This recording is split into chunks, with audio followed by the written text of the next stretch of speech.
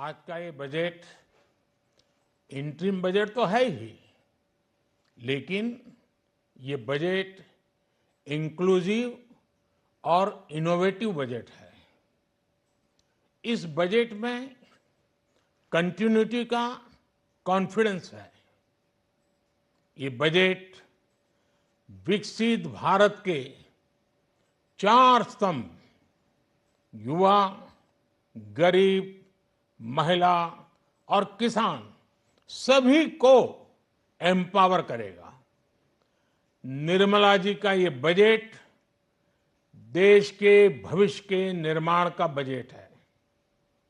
इस बजट में 2047 के विकसित भारत की नींव को मजबूत करने की गारंटी है। मैं निर्मला जी और उनकी टीम को बहुत बहुत बधाई देता हूं। साथियों, इस बजट में युवा भारत की युवा आकांक्षाओं का, भारत की यंग एस्पिरेशंस का प्रतिबिंब है। बजट में 2 महत्वपूर्ण निर्णय लिए गए हैं। रिसर्च और इनोवेशन पर 1 लाख करोड़ रुपए का फंड बनाने की घोषणा की गई है। बजट में स्टार्टअप्स को मिलने वाली टैक्स छूट के विस्तार का भी ऐलान किया गया है। साथियों, इस बजट में फिस्कल डेफिसिट को नियंत्रण में रखते हुए कैपिटल एक्सपेंडिचर को 11,11,111 करोड़ रुपए की ऐतिहासिक ऊंचाई दी गई है। अर्थशास्त्रियों की भाषा में कहें तो एक प्रकार से स्वीट स्पॉट है। इससे भारत में 21वीं सदी के आधुनिक इंफ्रास्ट्रक्चर के निर्माण के साथ ही युवाओं के लिए अनगिनत रोजगार के नए अवसर तैयार होंगे। बजट में वंदे भारत स्टैंडर्ड की 40,000 आधुनिक बोगियां बनाकर उन्हें सामान्य यात्री ट्रेनों में लगाने का ऐलान किया गया है। इससे देश के अलग अलग रेल रूट पर करोड़ों यात्रियों में आरामदायक यात्रा का अनुभव बढ़ेगा। साथियों, हम एक बड़ा लक्ष्य तय करते हैं, उसे प्राप्त करते हैं और फिर उससे भी बड़ा लक्ष्य अपने लिए तय करते हैं। गरीबों के लिए हमने गांवों और शहरों में 4 करोड़ से अधिक घर बनाए। अब हमने 2 करोड़ और नए घर बनाने का लक्ष्य रखा है।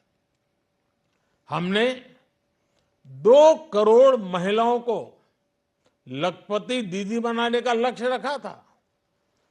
अब इस लक्ष्य को बढ़ाकर 3 करोड़ लखपति दीदी बनाने का कर दिया गया है। आयुष्मान भारत योजना ने गरीबों की बहुत मदद की है।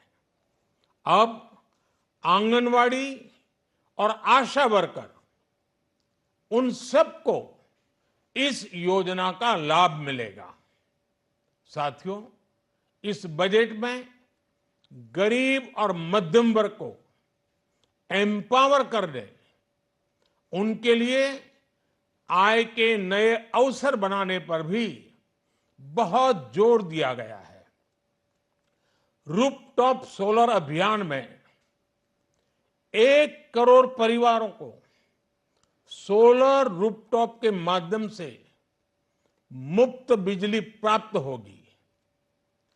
इतना ही नहीं, सरकार को अतिरिक्त बिजली बेचकर लोगों को 15 से 20 हजार प्रति वर्ष की आय भी होगी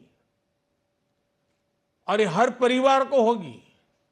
साथियों, आज जिस इनकम टैक्स रेमिशन स्कीम की घोषणा की गई है, उससे मध्यम वर्ग के करीब 1 करोड़ लोगों को बड़ी राहत मिलेगी।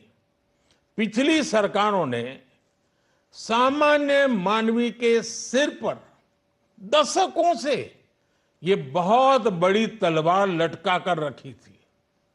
आज इस बजट में किसानों के लिए भी बहुत महत्वपूर्ण और बड़े निर्णय लिए गए हैं। नैनो डीएपी का उपयोग हो, पशुओं के लिए नई योजना हो, पीएम मत्स्य संपदा योजना का विस्तार हो और आत्मनिर्भर ऑयल सीड अभियान हो। इससे किसानों की आय बढ़ेगी और खर्च कम होगा। मैं एक बार फिर सभी देशवासियों को इस ऐतिहासिक बजट के लिए शुभकामनाएं देता हूं। बहुत बहुत धन्यवाद।